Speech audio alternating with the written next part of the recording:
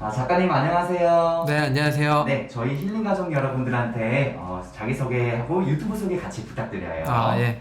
우선 이렇게 힐링 여행자 채널에 나오게 돼서 되게 영광이고요.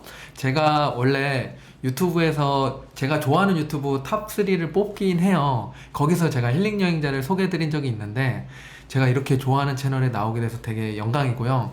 그리고 이렇게 인사드리면서 제가 이번에 신간을 내게 됐는데, 그것도 소개해드릴 수 있게 돼서 되게 반갑습니다. 그리고 제 채널을 모르시는 분이 아마 있을 것 같아서, 수페TV라는 채널은 저는 미국 주식이랑 ETF 관련돼서 좀 자세히 정보랑 이런 것들을 알려드리고 있는데, 거기선 제가 얼굴 없이 영상 위주로 정보 위주로 말씀을 드리고 있어요. 그래서 이렇게 얼굴을 뵙고 인사드리는 게 저도 낯선데, 나중에 뭐 미국에 대한 기업이라든지 ETF 이런 것들이 궁금하신 분들은 한번 오시면은 다양한 정보를 찾아보실 수 있을 것 같습니다. 그런 채널을 운영하고 있는 송민섭이라고 해요. 반갑습니다. 반갑습니다. 작가님 바로 저희 주식에 대해서 몇 가지 여쭤볼게요. 네. 저희가 항상 초대 손님을 모시면 항상 하는 질문이 있습니다. 우리 같은 사람들이 주식 투자를 꼭 해야 하는 이유? 주식 투자의 장점? 이런 것들에 대해서 어떻게 생각하세요? 우선 그러니까 제가 투자를 시작한 계기를 말씀드리면 좋을 것 같은데요. 네. 저는 2011년도에 이제 첫 월급 받을 때 그거부터 시작을 했어요. 그러면서 다행인지 불행인지는 모르겠지만 주변의 얘기를 듣고 시작한 게 수익이 좋았어요. 그러면서 한 1년, 2년 지날수록 다행인지 불행인지 모르겠지만 수익이 점점 좋아져서 이게 월급보다 더 많은 돈을 벌어주네라는 생각을 했어요. 그래서 근로소득보다 더 괜찮은 소득이 있구나 라는 생각을 했는데, 그게 이제 금융소득이랑 이제 자본소득이었죠. 그런데 이런 것도 잠시였고, 결국에는 이게 제가 월급보다 더 큰 돈을 벌다 보니까 이게 맞나라는 생각도 들었는데, 이런 근로소득이 왜 이제 자본소득, 이제 금융소득에 대해서 깨우치는 동안에 사고 전환이 일어났죠. 근데 그런 순간 제가 벌었던 돈은 또 다 잃고, 수익뿐만 아니라 원금도 많이 잃게 되면서 이런 사고 전환도 중요하긴 한데 제가 투자를 잘못한 것들이 있었구나라는 걸 좀 깨닫긴 했어요. 그리고 나서 이제 이게 나쁜 게 아니라 이것만 잘 이용하면은 내가 지금 그동안에 버는 근로소득보다도 더 튼튼한 소득을 만들 수 있는 계기를 만들어낼 수 있겠다라는 생각이 들었어요. 그래서 제가 좋아하는 명언 중에, 워런 버핏 명언 중에, 잠자는 동안에 돈이 들어오는 방법을 찾지 못하면 평생 이제 일할 수밖에 없다라고 하셨는데, 그게 이제 저한테 뼈를 때리더라고요. 제가 이제 계속 일해야 되나? 라는 생각도 들었고, 결국에는 내가 행복하기 위해서 투자를 하고, 그러기 위해서 돈이 필요한 건데, 그렇다고 평생 일할 수는 없으니까, 근로소득뿐만 아니라 제가 금융소득이라든지 이런 걸로 자산을 늘릴 수 있는 방법을 찾아야겠다 생각을 했고, 그게 이제 우리가 투자하는 주식 투자하는 이유 중에 하나겠죠. 그리고 꼭 주식 투자가 정답은 아니에요. 투자라고 하면 우리가 대표적으로 주식과 부동산이 있잖아요. 그런데 우리가 처음에 제가 월급을 받았을 때 투자할 수 있는 돈이라고 하면 한 50에서 100만 원 정도였거든요. 그렇게 접근했을 때 부동산에 투자한다면 당연히 강남 아파트 사고 싶잖아요. 근데 20억이 넘는데 한국에서 가장 좋은 주식을 사려고 하면 삼성전자잖아요. 이거는 5, 6만 원이면 살 수 있는 거예요. 강남 아파트 같은 투자를 주식에선 할 수 있게 되니까 당연히 소액으로 투자할 때는 주식을 먼저 접하는 게 저는 맞다고 생각을 합니다. 그래서 주식 먼저 투자를 하면서 이런 기업을 분석하는 방법이라든지 이런 기본 바탕을 쌓아간 다음에 좀씩 자산이 불어나면 그때부터 이제 부동산이나 다른 자산에도 확장해 나가는 계기를 만들어내는 게 순서상 더 맞다고 생각해서 저는 주식부터 투자를 시작했던 것 같아요. 작가님, 그리고 네. 지금 현재 주식시장이 돌아가는 상황에 대해서 많이 지금 약세장이잖아요. 네. 그냥 개인적인 생각 얘기해 주시면 돼요, 부담 없이. 이런 약세장이 언제쯤 끝날지 앞으로 어떻게 보시고 계세요? 우선은 우리가 약세장에 오게 된 계기가 결국에는 금리잖아요.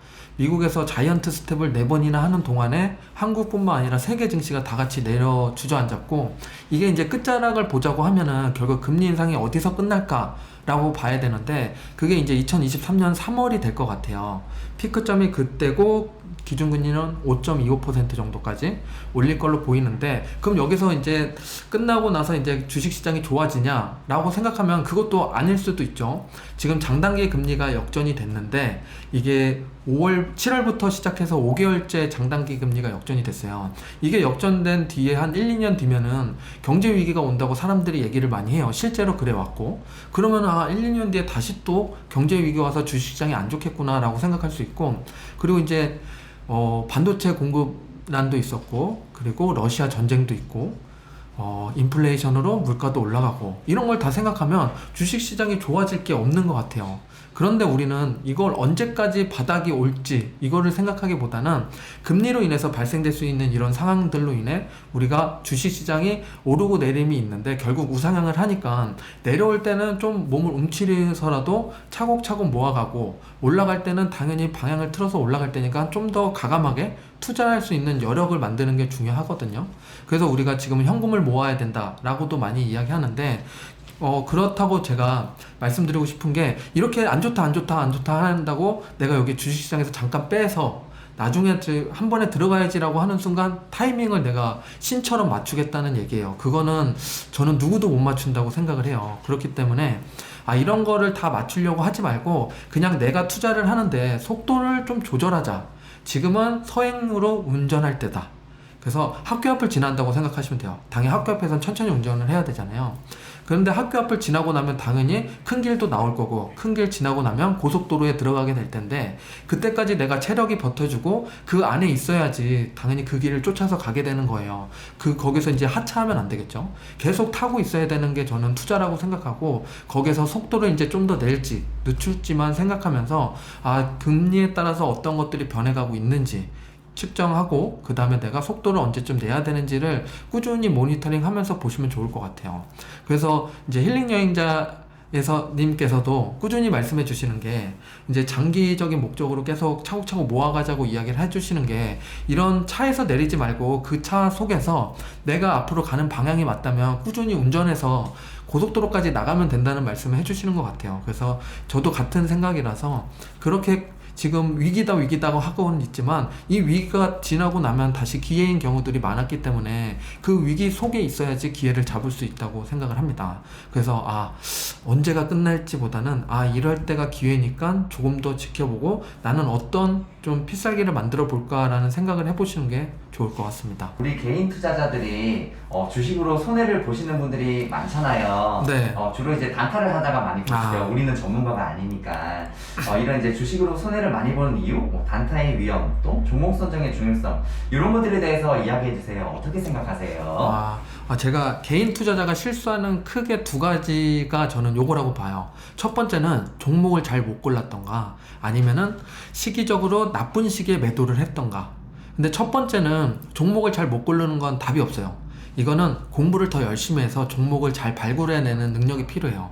힐링 여행자 분께서 이제 얘기해주는 종목들 있잖아요. 그런 종목들만 투자해도 저는 괜찮게 장기적인 관점으로 상당히 매력적이라고 생각을 해요. 그렇다는 건 종목을 잘 골랐다는 건 1번은 해결이 됐다는 얘기인데, 두 번째가 이제 시기적으로 이제 나쁠 때 매도해서 손절을 했다는 건데, 그거는 내가 투자 기간이 너무 짧은 경우들이 많아요. 내가 지금 당장 써야 되거나 혹은 내년에 필요한 돈을 지금 1년만 투자해야지라고 들어가면은 그거는 솔직히 아무도 정답을 줄 수는 없어요. 내년에 당장 좋아질지 나빠질지 맞출 수 있는 사람은 없다고 생각을 하거든요.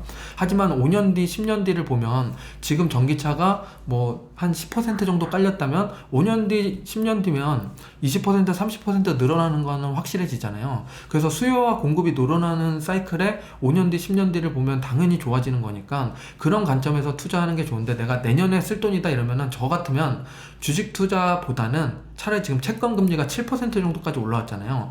예금은 5%까지도 있어요. 차라리 거기다 넣어놓고 안전하게 5에서 7% 수익을 가져가시는 게 더 낫다고 봅니다. 그래서 장기적인 관점으로 내가 투자할 수 있는 돈에 한해서 그런 좋은 방향을 갖고 있는 종목을 꾸준히 모아가시는 게 내 자산을 증식시키는 방법 중에 하나입니다. 네, 좋습니다. 작가님, 여기서 쉬어가는 타이밍에 질문 하나 해볼게요. 간단한 질문. 네. 투자를 하시는데 자신만의 가장 중요한 원칙이 있다면 그런 원칙은 어떤 것들이 있으세요? 투자 원칙 뭐 그렇게 거대하게 있는 건 아닌데요. 저도 이제 처음에 실패를 좀 많이 하고 손실도 많이 입으면서 좀 외면하면서 지냈던 시기도 있는데, 그러다가 저는 좀 책을 보면서 많은 걸 배우긴 했어요. 투자 대가들이 하시는 말 중에 공통적으로 하는 말들을 좀 추려보면은, 첫 번째는 복리 효과를 누리라는 얘기를 해요. 그럼 그 말은 복리를 누리라는 건 결국에는 오래 투자라는 얘기니까 장기 투자를 해야겠구나라는 생각이 들었고, 그리고 타이밍을 재려고 하지 말라고도 얘기를 해요. 신도 아니고 너가 타이밍을 잡을 수 없다. 누구도 예측할 수 없으니까 타이밍을 재지 말라. 그래서 저도 타이밍을 안 재기 위해서 매달 적립식으로 투자를 합니다. 그리고 저는 그때 회사 다닐 때니까 종목을 다 공부해서 하나하나 투자하기에는 시간이 부족하더라고요. 야근도 많이 하고 집에 와서 공부할 시간이 한두 시간인데 그 한두 시간만으로 정말 좋은 기업을 고르기는 힘들었거든요. 그리고 성공률도 낮았고, 그럴 바에는 차라리 지수 추종 ETF라든지 아니면은 좋은 테마의 ETF를 투자하는 게 낫겠다 싶어서 이렇게 세 가지 꼭지를 생각하고 나니까 좀 심플해지더라고요. 결국에는 장기적으로 투자하되 적립식으로 꼬박꼬박 넣고 ETF를 투자하는 게 좋겠다 라는 생각을 했고, 그 생각을 이제 실천을 하면서 한 1년, 2년, 3년 지나가니까 그게 좀 자산을 더 쌓아주는 계기가 만들어졌고, 이 투자가 나쁜 투자가 아니구나, 내 계좌를 더 건강히 해주는 거나 생각을 했기 때문에 저는 원칙이라면 요 세 가지 정도 해서 지키고 있는 것 같아요. 우리 주식시장에 보통 제일 전 세계에서 큰 미국 주식시장이 있고 그 다음에 또 한국 주식시장이 있잖아요. 요 둘의 차이를 어떤 게 있다고 보세요? 한국과 미국 어디에 투자해야 되냐 이런 질문 많이 주시는데요. 저는 이런 때 드리는 말씀이 있어요. 요즘에 또 축구 시즌이니까 손흥민 선수를 얘기하면 좋을 것 같아요. 손흥민 선수가 K리그에서 지금 뛰고 있다. 그러면 지금의 연봉이랑 지금의 가치를 평가받지 못했을 거예요. 그렇겠네.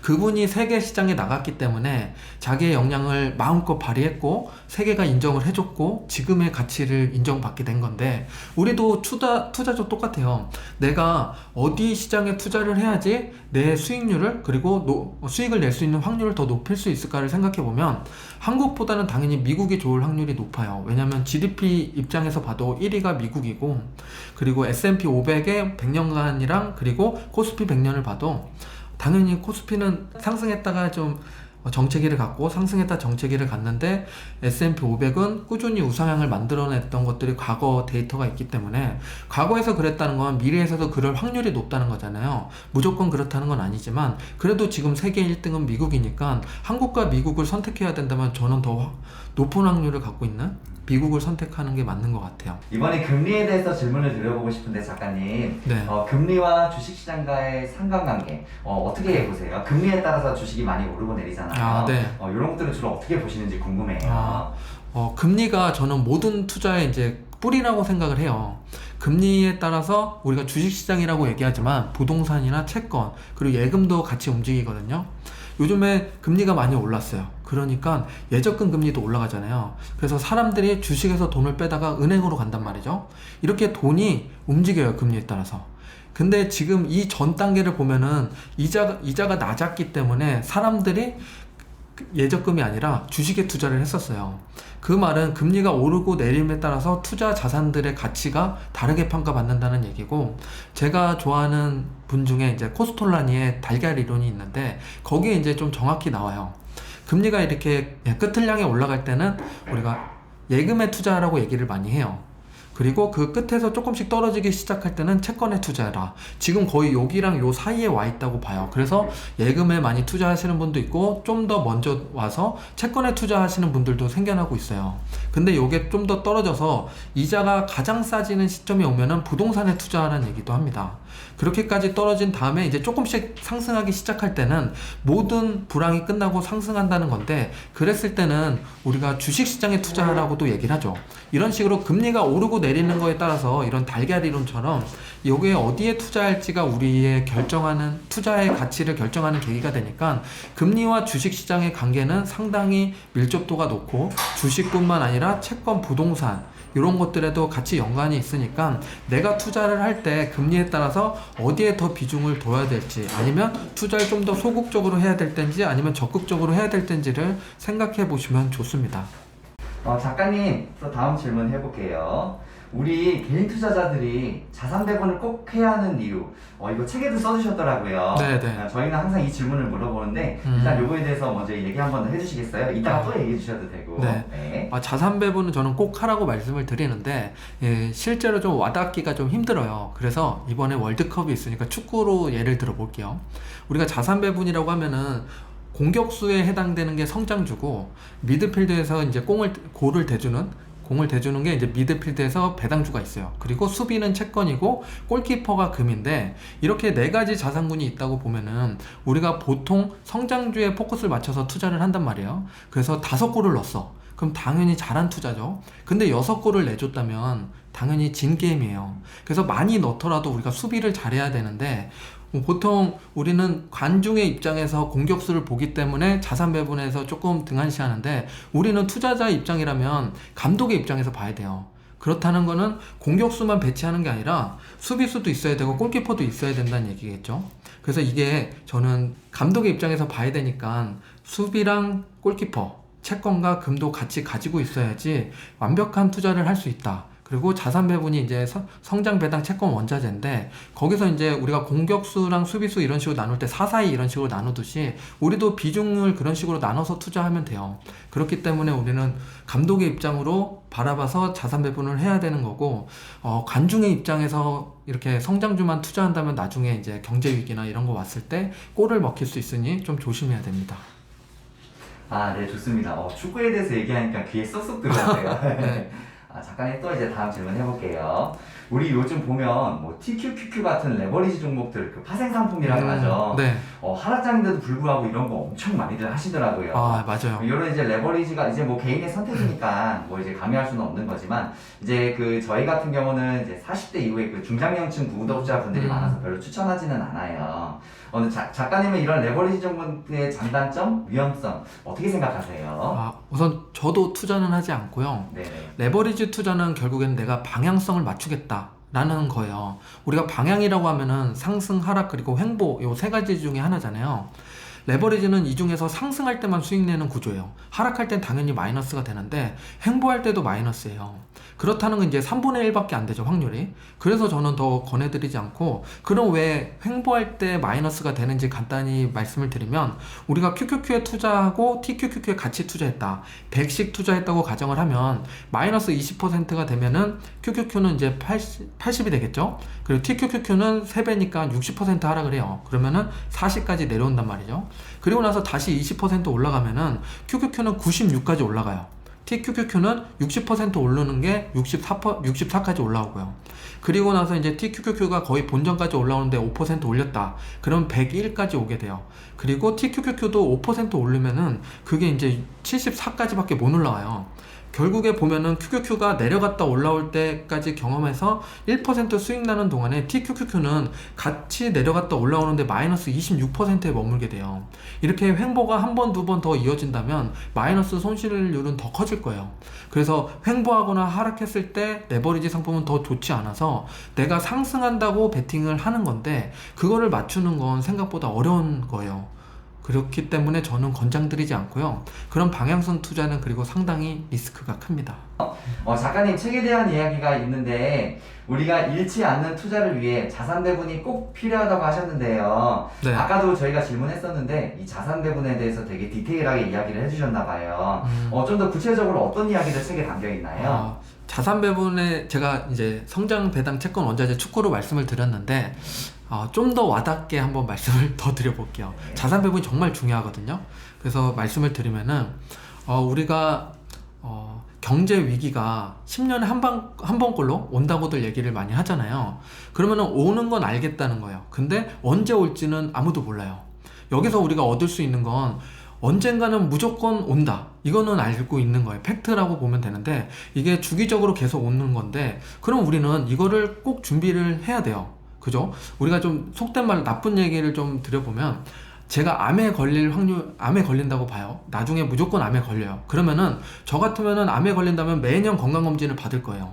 그래서 초기에 발견해서 암을 다 치유할 수 있게끔 할 거란 말이죠. 그리고 당연히 암보험도 들겠죠. 무조건 암에 걸리니까. 그러면은 이 암이라는 글자를 경제 위기로 바꾸는 순간 사람들은 준비를 안 해요. 내가 암에 걸린다면은 건강검진도 받고 암보험도 드는데, 경제 위기가 올 걸 다 아는데 사람들은 준비를 안 해요. 그래서 이 경제 위기라는 게 안 오는 게 아니라 오기 때문에 우리는 준비를 해야 되고, 여기서 건강검진을 받는다고 하는 거는 제가 이제 1년에 한 번씩 하는 리밸런싱, 제가 성장 배당 채권 원자재를 비중에 맞게 투자하고 있다면 1년 뒤에 그거에 맞게 동일하게 다시 비중을 맞춰주는 작업을 해야 돼요. 그게 이제 건강검진 하듯이 리밸런싱을 하는 거고, 안보험을 든다는 건 채권과 금같이 안전자산의 비중을 갖고 있는다는 얘기예요. 그래서 우리는 내가 경제위기가 언제 올지 모르겠지만 그게 오긴 오니까 준비를 해놓자는 개념으로 안보험처럼, 그리고 암을 예방하기 위해서 건강검진을 받는 것처럼 준비하시면은 꾸준히 수익을 낼 수 있고 복리로 가져갈 수 있는 나만의 포트폴리오를 만들어내실 수 있을 겁니다. 와, 보험에 비유해서 얘기해 주시니까 귀에 쏙쏙 들어오네요. 네. 좋습니다. 작가님 또 이 얘기 질문해 볼게요. 그 책에 실전 투자 단계에 대한 이야기가 있는데 네. 실전 투자에 어떤 이야기들을 주로 해주셨나요? 책에는 저도 이제 모를 때부터 투자를 했고 지금 열심히 공부해서 12년이 걸렸는데, 네. 여러분은 12년이 안 걸렸으면 좋겠어서 그 12년을 담은 게 요 책이고, 그 안에 이제 실제로 이제 개인 투자자가 어떻게 하면 할 수 있는지에 대한 거를 좀 쉽게 풀어서 썼어요. 그 3단계를 간단히 말씀드리면, 첫 번째 단계는 가치평가하는 단계예요. 우리가 가치평가하면 좀 어렵게 생각할 수 있는데, 재무제표상으로 우리가 10가지를 딱 보면 돼요. 10가지라고 하면 매출이랑 영업이익이랑 R&D 투자, 배당 뭐 이런 것들이 있는데, 그 중에서 대표적으로 하나를 말씀드려보면, 지금 1단계예요. 하나를 말씀드리면 매출. 메타 플랫폼의 매출을 보면은 광고 수익이 대부분을 차지하고 있잖아요. 애플의 매출을 보면 아이폰의 비중이 크지만 그거 말고도 맥북도 있고, 그리고 워치도 있고, 서비스도 제공해주고 있고, 그래서 그 기업을 볼 때 매출을 보면 이 기업이 어디에 어느 포지션을 많이 갖고 있구나, 그래서 한눈에 볼 수 있는 계기가 돼요. 당연히 그 매출이 전분기보다 이번 분기가 좋아야 되고, 이번 분기보다 다음 분기가 좋아야 성장하는 기업이구나 라고 알 거예요. 그래서 매출을 첫 번째로 봐야 되고, 두 번째는 영업이익을 봐야 돼요. 매출은 느는데 내 주머니에 들어가는 돈이 적으면은 이 기업이 일을 잘하는 건 아니죠. 그래서 내 영업이익이 얼마나 잘 벌고 있는지 체크를 해야 됩니다. 그 세 번째로 봐야 될 건 이제 배당과 성장에 따라서 좀 달라질 수 있는데, R&D 투자금이 늘어나는지를 체크해 봐야 돼요. R&D 투자금이 는다는 건 성장주에서 봐야 될 항목인데, 애플을 계속 말을 들어볼게요.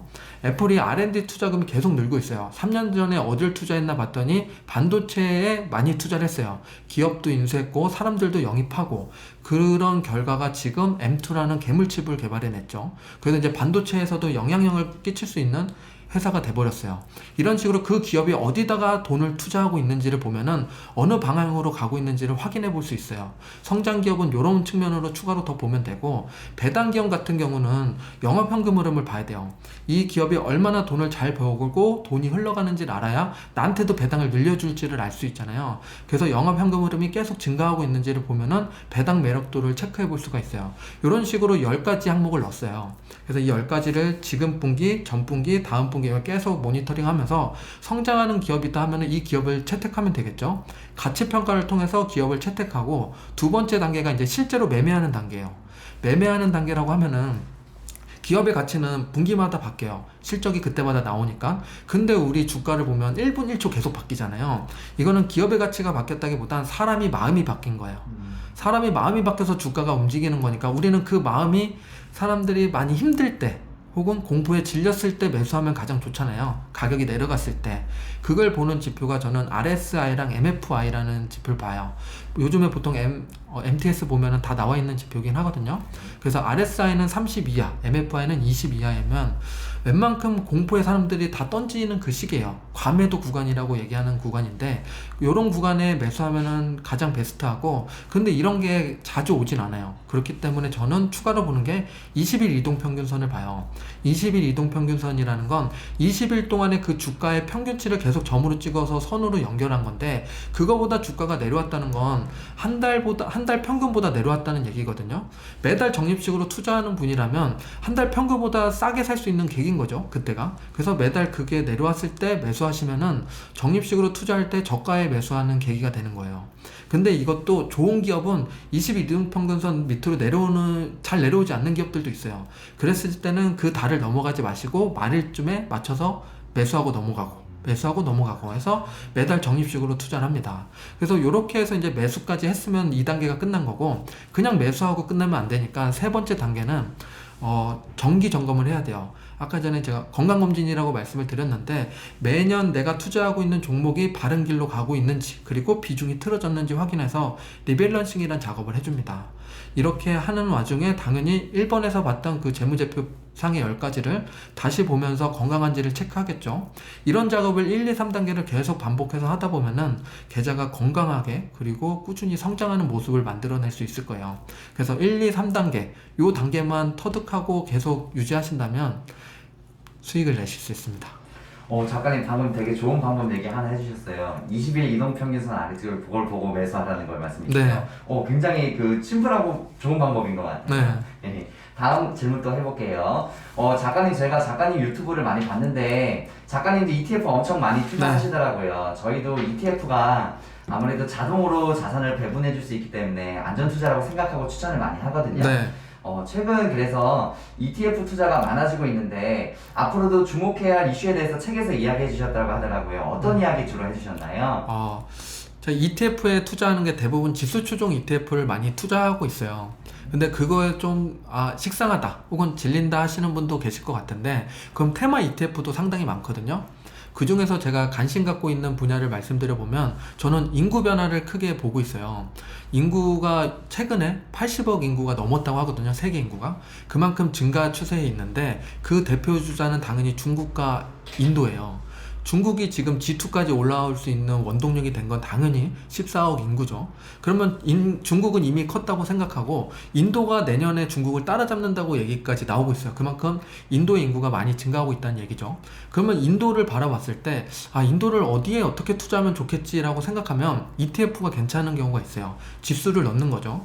좀 더 딥하게 들어가서 인도에 백색 가전에 투자할 수도 있고 아니면은 자동차 시장에도 투자할 수 있지만 어떤 게 어떻게 성장할지 잘 모르니까 우리는 기본적으로 지수 추종의 ETF에 투자해도 좋고 그 안에서도 기업을 선정해서 투자해도 좋아요. 그래서 인구 변화에 대해서는 제가 이렇게 2개의 국가를 좋아하는데 그리고 추가로 또 한 축을 더 봐야 될 건 고령화예요.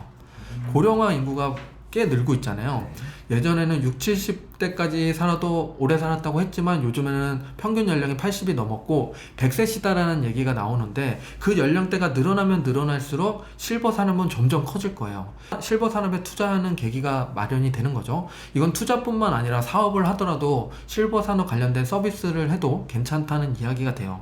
그래서 저는 지금 인구 변화에 대한 얘기를 좋아하고 두 번째는 기후 변화가 있어요. 기후변화도 요즘에 보면은 폭염, 폭우 이런 얘기 많이 나오고 그리고 몇십 년 만에 엄청난 폭염이다 하면서 안타깝게도 죽는 사람도 생겨나는 경우가 있죠. 이게 이제 탄소를 많이 배출하다 보니까 실내 온도도 많이 올라가고 지구 온도가 많이 올라가서 그렇게 되는 건데 이렇게 보면 우리는 대체 에너지를 어떻게든 개발을 해내야 되는 건데 그런 대체 에너지에 대한 투자 있고 친환경 에너지에 대한 투자가 있어요. 친환경 에너지에 투자하는 ETF는 ICLN이라는 ETF가 있고 그거 아니라 우리가 직접적으로 피부에 닿는 거는 전기차가 있겠죠. 당연히 전기차가 요즘에 한두 대씩 나오고 있는데 2030년도가 되면은 이제 가솔린 차를 생산 안 하겠다는 기업들도 나오고 있고 그걸 지지하는 국가도 생기고 있잖아요. 그 말은 가솔린은 하향하고 있지만 전기차는 더 늘어날 거란 얘기가 된단 말이에요. 그렇다는 건 전기차 관련된 기업 혹은 2차전지 관련된 기업은 더욱더 성장할 수 있기 때문에 그쪽을 바라보시는 게 좋고 힐링 여행자에서도 말씀 많이 해주시는 게 차이나 전기차잖아요. 차이나 쪽이 침투율이 가장 높아요. 20%가 넘었죠. 그리고 미국이나 한국을 보면 아직도 10% 안팎밖에 안 돼요. 그만큼 성장력이 더 남아있는 상태니까 50% 이상 더 넘어갈 거니까 이거는 2030년까지 꾸준히 장기적으로 봤을 때 중국뿐만 아니라 미국과 한국 모두 다 성장할 수밖에 없는 산업이에요. 그래서 저는 기후변화에서도 이쪽 바람을 느끼시면 좋을 것 같고요. 미국에 직접 투자하겠다. 한국에서는 차이나 전기차인데 미국에서는 LIT라는 ETF가 있어요. 그런 쪽으로 투자하셔도 좋습니다. 그래서 이 두 가지를 생각해 보시면 좋을 것 같아요. 작가님 다음 질문 또 해볼게요. 묻지마 지수 투자하는 사람들이 늘어나고 있다는데 이 이야기를 또 책에서 해주셨다고 하더라고요. 묻지마 지수? 이런 것들 어떤 이야기들이에요? 궁금합니다. 요즘에 이제 공부하기 너무 귀찮다 해서 지수 추종하는 ETF를 그냥 매수하시는 분들이 있어요. 저는 그게 나쁘다고 생각하진 않는데 그래도 이왕할 거 알고 투자하면 좋잖아요. 그리고 묻지마 투자를 하면서 나중에 나는 좀 더 수익을 내고 싶다 하시는 분들도 있는데요. 그런 분들을 위해서 제가 팁을 하나 드리자면, 우선 묻지마 투자로 S&P 500에 투자를 하고 계시다면 100%를 그걸 투자하고 있을 거잖아요. 이걸 투자하면서 1년에 한 10% 정도 수익이 났다고 가정을 해볼게요. 그럼 나는 이거보다 좀 더 수익을 내고 싶어 하시는 분들은 이 100에서 한 90%까지 줄이고 이 10%를 내가 공부를 좀 해봐서 투자를 하면 좋을 것 같아요. 그래서 나는 애플을 좀 공부해 봐야지, 아니면 삼성전자를 좀 더 기업 분석을 해본다든지, 국내든 해외든 상관없는데 내가 좋아하는 분야를 좀 더 공부해보고 투자해보면 지수보다 수익이 좋을 것도 있을 거고 나쁠 때도 있을 거예요. 그러면서 지수보다 좋을 때는 내가 90에 10%를 넣었으니까 지수 투자보다 더 좋은 수익률을 낸 거죠, 결국엔. 근데 좀 떨어질 때는 나쁜 수익률을 내긴 했지만 90%를 지수를 담고 있기 때문에 평균적으로 많이 떨어지진 않을 거예요. 그런 식으로 내가 조금씩 공부를 더 해보면서 투자를 하면은 투자하는데도 좀 더 재미를 느낄 수가 있고, 그리고 지수보다 더 많은 수익을 내면 보람도 느끼고 해서 내가 좀 더 투자하면서 시야를 넓힐 수 있는 계기가 되니까, 묻지마 투자를 처음에 시작을 했더라도 나중에는 조금씩 공부하면서 경제가 어떻게 돌아가는지, 금리가 뭔지, 그리고 기업들을 볼 때 어떤 것들을 보면 되는지까지 알게 되신다면은 좀 더 괜찮은 투자, 멋진 투자를 하실 수 있게 될 겁니다. 작가님, 다음 질문 또 해볼게요. 찬바람 불어올 때 배당주 투자란 말이 있다. 지금 배당주 이야기 해주셨는데, 네. 저 작가님 유튜브를 그동안 봤는데 배당주 이야기 좀 많이 하셨더라고요. 네. 책에서도 배당주 이야기를 해주셨는데 지금은 뭐 어떤 것들이 좋아요? 궁금해요. 배당주 투자를 찬바람 불 때 투자한다는 기사들도 요즘에 많이 나와요. 네. 좀 안타까운 것 중에 하나는, 그거는 국내에 국한된 얘기예요. 왜냐면 국내는 1년에 한 번 배당을 주는 회사들이 많기 때문에 연말에 사다가 4월에 배당을 받아야지, 그렇기 때문에 흘러가는 건데, 미국은 3개월에 한 번씩 분기마다 배당 주는 기업들이 많기 때문에 찬바람이 불 때가 아니라 내가 원할 때 투자하는 경우가 많거든요. 그리고 제가 국내에 배당주 투자할 때는 한 가지 팁이라면 팁인데, 찬바람 불 때가 아니라 봄에 투자를 원래 배당주를 합니다. 그리고 찬바람 불 때 사람들이 다 관심을 가져서 주가가 올라가요. 그래서 수익이 한 10% 났다 그러면 그냥 매도를 하고, 수익이 한 5% 이내다 그러면은 끝까지 가져가서 배당까지 챙기는, 그래서 한 7에서 12% 정도 수익을 평균적으로 내는 그런 투자를 하기도 했었는데, 그거는 한국에 국한된 얘기니까, 그거 말고 배당주 투자는 결국에는 단기적으로 지금 당장 배당 받는 게 아니라 앞으로 꾸준히 나한테 노후를 책임질 수 있는 배당을, 거위를 키워간다고 생각하면 돼요. 황금알을 낳는 거위를. 그래서 앞으로 배당을 계속 늘리는 친구가 누가 있는지를 생각하면서 투자를 꾸준히 이어가면, 지금은 내가 배당을 10만원씩 받는데 내년에는 12만원, 뭐 내후년에는 15만원, 20만원, 30만원 해서 나중에 10년 뒤에는 더 큰 금액을 받게 되는 게 배당주의 매력이거든요. 그래서 그런 관점에서 배당주를 보시면 좋을 것 같아요. 네, 좋습니다. 그래서 작가님, 그래도 또 질문. 배당 얘기하니까 나도 궁금해서. 작가님, 지금 배당주 이야기 해주셨는데, 좀 민감한 질문일 수도 있겠는데, 그래도 궁금해서 여쭤보려고. 그 중에 단 하나의 배당 ETF를 고른다면, 어떤 거 좀 추천하실 거 있으세요? 우리가 S&P 500도 좋은 배당 ETF가 되긴 하는데, 네. 그래도 더 배당의 매력을 느끼려면 그래도 배당이 성장하는 ETF를 투자하는 게 더 좋아요. 그래서 제가 채널에서도 자주 언급드리는 ETF인데 SCHD라는 ETF가 있습니다. 그래서 아시는 분도 계시겠지만 그래도 간단히 한번 소개를 드리면, SCHD ETF는 미국에 상장된 기업 중에서 우리가 10년 이상 배당을 늘려온 기업을 우리가 쫙 놓고, 거기서 당연히 배당 높은 순서대로 나요. 그리고 반을 자릅니다. 그럼 배당이 좀 낮은 친구들은 버리겠죠. 여기서 애플이나 이런 애들이 버려져요. 걔네는 1%가 안 넘잖아요. 10년 넘게 배당을 줬지만. 그래서 그 위에 있는 친구들 중에서 이제는 배당만 잘 주면 안 되고 재무적으로도 건강해야 되니까 재무적인 평가를 합니다. 배당 성장을 잘 하는지, 부채는 없는지, 이런 것들 4가지 기준으로 점수화를 해서 1위부터 또 쭉 선수를 해요. 그래서 쭉 나의 이렇게 랭킹화를 한 다음에 그 랭킹 중에서도 이제 딱 100개를 뽑아요. 이렇게 선정된 기업 100개를 투자하는 게 SCHD고, 한 기업당 4% 이상을 가져가지 않아요. 그만큼 자산 배분을 더 똑부러지게 하는 거죠. 이렇게 투자를 하다 보니까 이 ETF는 지금 배당이 그렇게 높진 않아요. 한 3% 정도 되는데 내년 내후년에 배당이 계속 13%씩 올라가요. 한 과거 10년 동안 평균적으로 13%씩 배당이 올라갔거든요. 그렇다는 거는 지금 배당이 한 짜장면 먹을 먹을 돈이라면 한 10년 뒤면 소고기 먹을 돈이 나올 수 있다는 얘기죠. 그래서 이런 기업, 이런 ETF를 차곡차곡 모아가면 한 주 한 주 늘수록 배당이 늘어나니까 거기다가 성장까지 하니까 더 매력적인 투자가 되는 거예요. 그래서 S&P 500도 좋지만 배당의 매력을 느끼고 싶으시다면 SCHD를 생각해 보셔도 좋습니다. 좋습니다. 작가님, 사실 저희 그 이야기하고 싶은 게 너무 많은데, 벌써 오늘 약속한 시간이 다 돼갖고, 작가님 마지막으로 하나 여쭤볼게요. 우리 작가님에게 투자란 어떤 거예요? 투자란 너무 되게 좀 장황한 질문인가요? 투자란 네. 좀 어려운 질문인 것 같아요. 네네. 그래서 저는 시간과 공간에 대한 자유를 얻기 위해서 투자를 시작을 했어요. 그래서 내가 지금은 공간에 대한 자유를 얻었어요. 투자를 통해서. 그래서 이제 회사를 퇴사하게 됐고 어디에서든 일하면서 이제 생활하게 됐는데 시간에 대한 자유는 100%는 이루지 못했어요. 그런 거를 이루게끔 해주는 도구가 저는 투자라고 생각을 해요. 그래서 우리 노후도 책임질 수도 있고 그래서 이 도구를 투자란 도구를 내가 어떻게 활용하느냐가 우리가 좀 더 건강하고 노후를 재밌게 그리고 즐겁게 보낼 수 있는 계기가 된다고 생각합니다. 그래서 투자란 저한테는 시간과 공간을 자유롭게 해주는 도구다.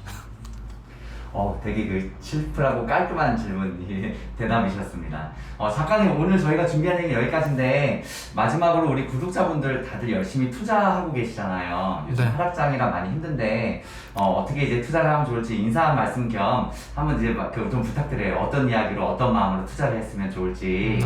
네네. 지금 1년째 하락을 하고 있으니까 상당히 힘든 시기가 맞아요. 그리고 뉴스나 어느 기사를 봐도 다시 반등한다, 올라간다는 얘기는 없고 앞으로 더 큰 위기가 온다는 얘기들이 많아요. 그런데 우리가 과거 투자 사례들을 보면 이런 위기 속에 항상 기회가 있었고 외면하지 않고 내가 직시하면서 언제가 기회가 올지 모르니까 꾸준히 투자를 해 나간다면 1년 뒤, 2년 뒤 봤더니 생각보다 수익이 좋아지고 내 계좌가 건강해지고 이런 경험을 하시게 될 거예요. 이것 또한 외면하지 않는 사람이 그리고 용기 있는 사람만이 쟁취할 수 있는 거니까 외면하지 말고 힐링 여행자 영상 보시면서 멘탈 관리를 하신다면은 같이 성장할 수 있을 거라고 저는 믿습니다. 작가님, 힐링 여행자 채널만 보면 안 되죠. 작가님 채널도 봐야죠. 그러면 작가님 저 채널은 감사하죠. 어떤 채널이었죠? 수페TV는 저는 미국 주식 위주로 말씀을 드리고 특히나 배당에 포커스 맞춰져 있어서 내가 노후를 배당을 좀 건강하게 만들고 싶다 하시는 분들이 보시면 좋을 채널입니다.